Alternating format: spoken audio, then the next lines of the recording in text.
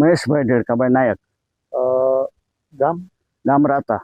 એ શરૂઆતમાં અમારે રસ્તો છે ખેતરમાંથી અમે જતા, એ રસ્તા પર નાળું અને દિવાલ બનાવી દીધી છે ને અમારે બીજા પ્લોટમાં જવા માટે એ દિવાલમાંથી ઓળંગી જવાય નહીં હોય ને કંઈક પણ ગાડા કે સાધન કે અમારે લઈ જવું હોય તો બીજા પ્લોટમાં નહીં જવાય, જેથી અમારી ખેતી ત્યાં પડી ભાંગી.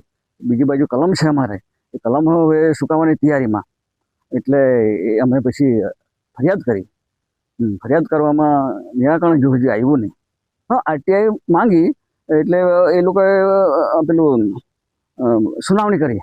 સુનાવણી આપીને પછી સુનાવણીમાં અમને આરટીઆઈ આપવામાં આવી.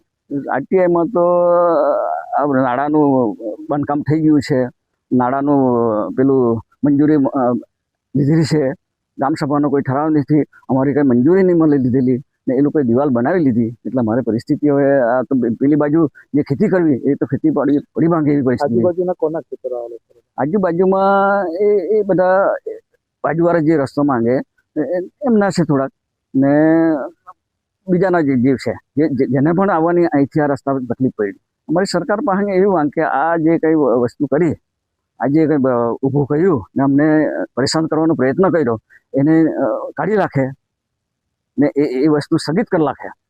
સ્થગિત કરાને મારી વાડીમાંથી એ પાકો કે એવો રસ્તો નહીં બનાવે ને અમારી વાડી નુકસાન નહીં થાય, અમારે ખેતીનું નુકસાન નહીં થાય, એ અમારી માંગ.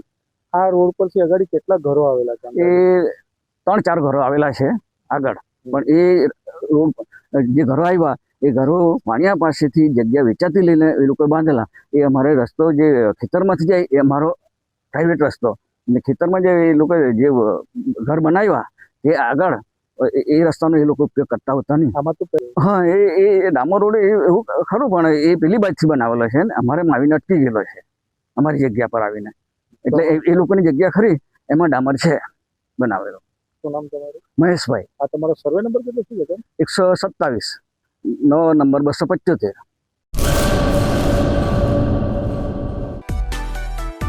માં motor driving, safe and sure driving. Driving એ શોખ સાથે આપની મોટી જવાબદારી પણ છે. અમારા ઇન્સ્ટ્રક્ટર દ્વારા સચોટ અને સરળ માર્ગદર્શન. આપની રોજની તાલીમની માહિતી મેળવીને શું અધુરાશ છે એના ઉપર પૂરું ફોકસ કરાય છે.